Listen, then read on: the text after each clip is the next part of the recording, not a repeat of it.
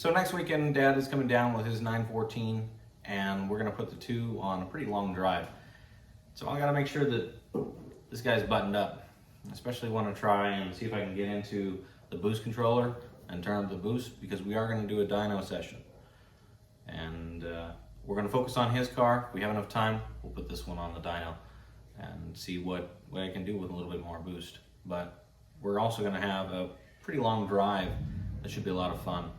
And we're going to compare the two cars, his LS Turbo 914 versus my Audi 1.8 Turbo 914. So should be a good time. Now I've just put on some new tires, and I'm going to make sure that they're all pressured up the way we want them.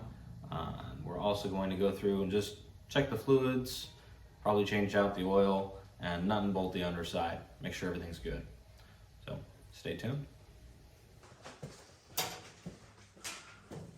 Now it's been a pretty long time since I've actually checked the oil, and so I'm expecting this to be a pretty dark color.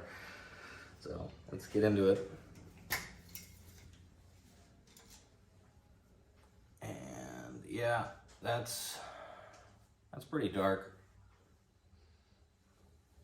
A little bit of a fuel smell, not much, but it's definitely in need of a change. So we'll go ahead and get that done. Now regarding the water level, we can see that it's roughly about here. We can shake it, it moves. In fact, there's actually a dirt impression from the car sitting for so long. But with a visual inspection, we can confirm that, yeah, that's where it's at. So it's slightly low. There is some color to it. We could probably add in a little bit of Freon, especially since it's starting to get cold. But I don't drive this car in the freezing temp, so as long as it's got a little bit, keep everything nice and lubricated, we should be good. Now the final fluid we're going to check is actually this tank, which is my air-to-water intercooler tank. And we just want to make sure that there's going to be fluid up to the level. This might actually be difficult to check. But there is fluid. It's pink.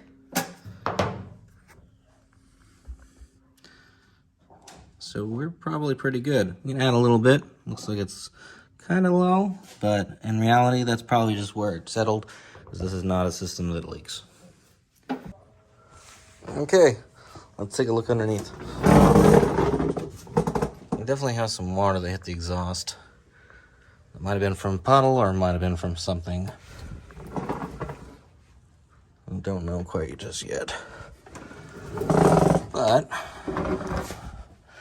when I say nut and bolt, I mean checking the nuts and the bolts just to make sure that nothing's really backed off. So we'll check the CV joints. We'll check to make sure that the transmission is nice and secure, as well as the mount. All these little things, as well as checking the main suspension, and then the engine mounting bar, which is right here. That's this whole assembly that connects it all. And then just all the major components, just to make sure. That includes the brakes.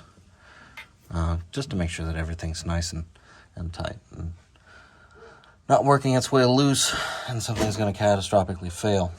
So another thing I'm going to look for is try and figure out a specific squeak that I have. Like you can hear that a little bit. I'm going to remove this shock, just kind of see if there's any play in my bearing right there for my trailing arm. So we'll get to it. Now you'll notice on a lot of my bolts that I've got these white paint, and to be honest, it's just nail polish. And what it is just a line reference so that I can visually inspect and make sure that none of these bolts have backed out. And I'll do it like for CV joints. Say for that one, for example, the paint is right there, but it's on the top of the bolt. That one's still good. That one's roughly still good.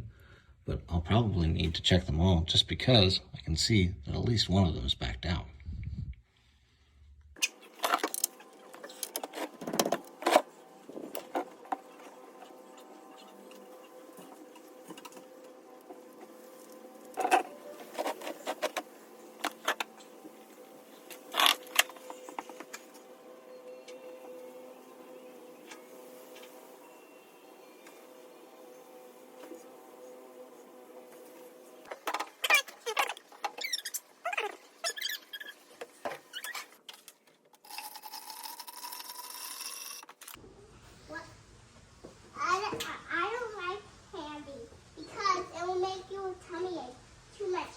Aha.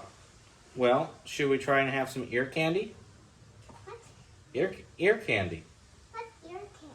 It's for when things sound really good. Yeah. You want to know what Daddy's favorite ear candy is? Yeah. It's an engine. Engine? Mm-hmm. It looks like an engine? It sounds like an engine. I'm going to start this one. Get back up. Over there. Okay.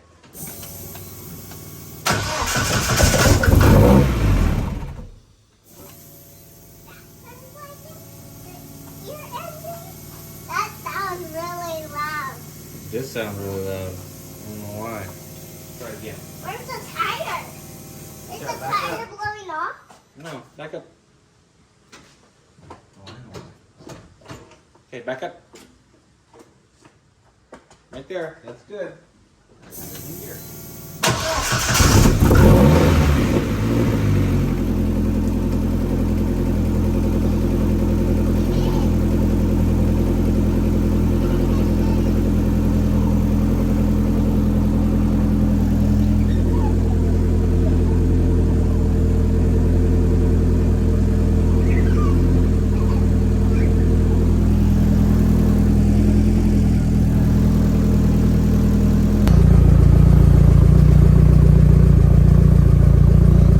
Careful.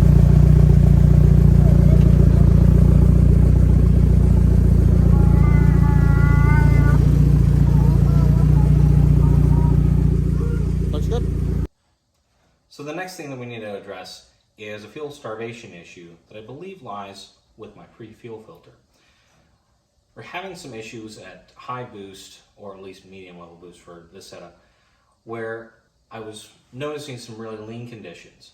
And one of the fixes for that, or at least one of the checks that I want to make sure, is that the pre-fuel filter is clean and flowing nicely. We've already changed the post filter. The pre-filter is 100 micron and the post filter is a 10 micron, at least for most fuel injected applications. And so we're going to pull the old filter out, replace it, and probably do a visual inspection as well. And to do that, we get some line clamps. So ignore the messy bench, but here's the old fuel filter. And my finger right here is in the direction of flow for the in. And so one of the things I want to check and make sure is that we have this oriented correctly. Looking at it, this is the deep end and this is shallow. So I'm afraid we had this oriented incorrectly. And what do you guys think? Think some good fuel can flow through that? I don't. So that should have been the in versus that being the in. In this case, it'll flow in through here, flow out through here, and then come past around the jacket versus trying to find a hole through that restriction. So I think that was the issue. Now, if we take a look at this filter, we notice a couple bits of dirt here and there, but in reality, it's not that bad. Now, one of the easy ways that you can check to make sure that the filter was flowing nicely is simply breathe into it.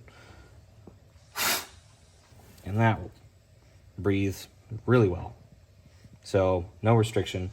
Another thing that you can do is you can check against light to see if you can see through it. And this one you can see just fine. So, that again confirms that, yep, this filter is good. I think it's just the way that it was oriented. We'll go ahead and replace it anyways, but in this case, We'll keep this as a spare. So the next thing that I want to do is make sure that I have enough room in the gas tank for some 110. So we're pulling out about 5 gallons. And we're just running our normal feed line that goes to our fuel rail right into a 5-gallon jug. And it's moving along at a pretty decent rate.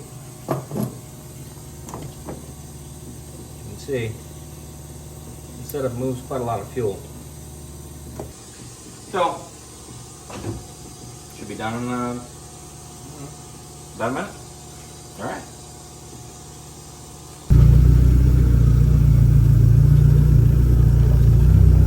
All right, we got a bit more aggressive on here.